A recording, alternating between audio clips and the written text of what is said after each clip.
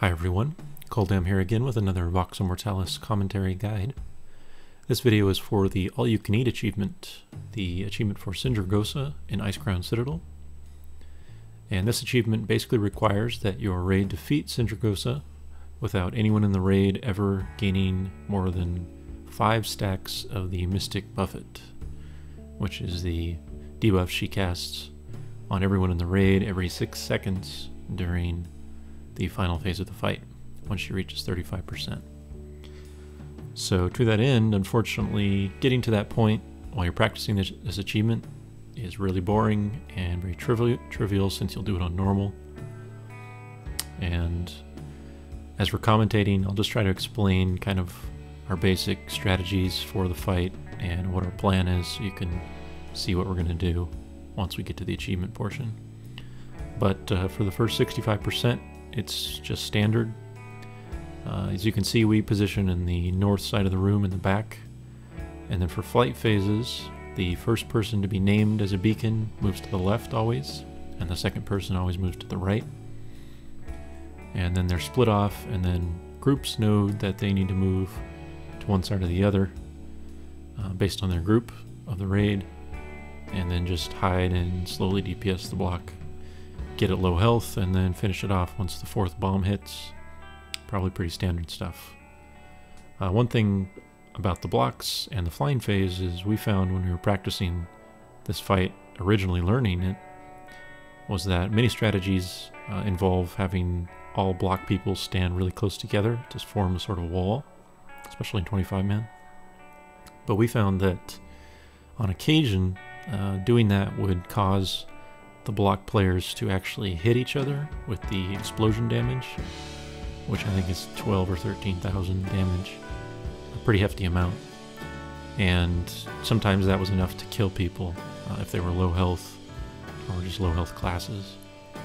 But it wasn't something we could repeat every time, so our best guess was it just had to do with server lag, and if one block hits slightly before the other one, then that second player is not yet immune from their own block and therefore gets the damage. So in any event, that's why we split up, and it's worked out fine for us, so we just stuck with it. And the rest is pretty normal. One thing to note is not all of our casters do it, but you can stand basically right in melee range as a caster or a healer on this fight, and that will just lessen the actual travel distance that your character will make when you get gripped by Sindragosa. And so this gives you more time once the grip ends to move out of range of the blistering cold. If you're far away, then you're just going to be traveling during the grip that much longer, and then it's just harder to get out of range in time.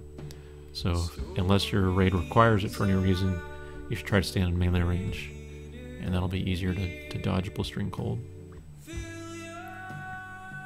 So on normal, as you can see, it takes us about 2 landing phases to get her around 50%. And then we know just based on our DPS that this will be the last transition.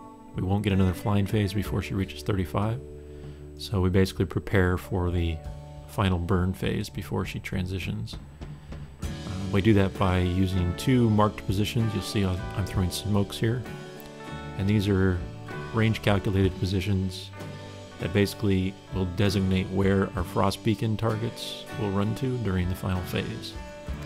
So we have 2 positions so that one beacon will be on one side, and the next beacon, even if the block is not killed previously, can move over to that next position. So then we wait for the next blistering cold. You can see it just hit, and then we blow Lust and all our cooldowns. And this maximizes the DPS time transitioning over into 35% below that you get before you have to actually start getting the Mystic stacked on you and worry about beacons. So now the real achievement has begun. So what we do is our first person to get the block will move to the right smoke, the right side.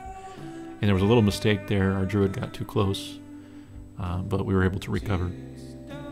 In any event, everyone will always go and stack behind the first block, including all healers and even the off tank, which is my job in this fight. And we all stand behind it, so that our stacks get cleared immediately. And meanwhile, the main tank uses cooldowns and just hots to survive while everyone's hiding. And then once the main tank, the paladin in this case, once his stack reaches about 4 or a little under, just 3.5 maybe, then the off tank, which is myself again, will run out to the opposite side of Sindragosa, so it'd be on the side I'm on now, and does a quick countdown and taunts her off. And the timing on this is really the key, that transition from the first block to the second tank and the second block is the hard part. So what we found is you have the first block get DPS down to 30 or 40%, but leave it alive, because if you kill it, then the original main tank, whose stack has been going up, won't have anywhere to hide. He won't be able to reach the other block in time. So we leave it up at 30% or so with a couple DPS behind it to be ready to kill it. And then the original main tank will hide behind that first block.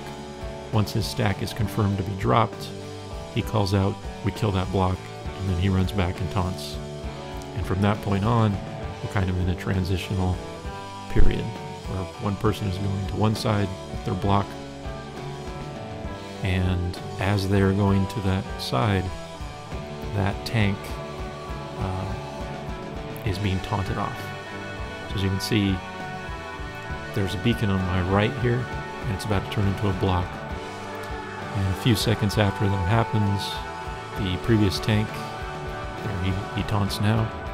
So now I'm only at 4 stacks, just at 5, but I've got plenty of time to get behind the block and let that tick down so that the one of the ticks of the mystic in between won't hit me, and my stack will drop. And so once my stack drops, I run out to my position again as the new beacon is going to the far side, and I taunt, and meanwhile our other tank has run behind that other block that was in the back and done the same thing. And this process repeats. As for healers, we use 3 healers just to plan for any worst case scenarios, meaning one healer gets block, the other healer gets, one of the other 2 healers gets the Unchained Magic, and so we still have a 3rd healer who can stand out and heal the tank if needed. That said, we really found that mostly shields and hots were enough to heal tanks. The only real dangerous part is Frost Breath, and both of our tanks use 3 pieces of Frost Resist gear, so we're at like 450 plus Frost Resist the entire fight. So it's really hard to actually die as a tank on normal mode during this. And other than that, the DPS will just spend most of the fight hiding behind every block. We found that if all DPS attacked the block, sometimes you could kill them too quickly before people could get behind them and drop their stack in time. So instead, to actually get the achievement, we only assigned about half of our DPS to them. The other half would still hide and get rid of their stack, but they wouldn't actually attack the block. And that would just give all the raid members time enough to hide and get rid of their stack before the new one. And really it's just about this transition. One thing to watch for is blistering cold during this phase can be really dangerous. So if you can announce it to the raid so people can expect it, they just need to make sure that they get their stack dropped very early and very often when that's about to happen, because more than one occasion you can get caught out and not be able to run back behind the block that you were originally going to before your stack hits 6. Another thing you saw a moment ago was the tail swipe, which is something tanks have to watch for if you're doing this sort of setup. But again, if you're doing the transitions properly, as you saw, I was able to get back behind my block with plenty of time. And that's really it. Just practice the transitions and you'll be fine. Thanks for watching.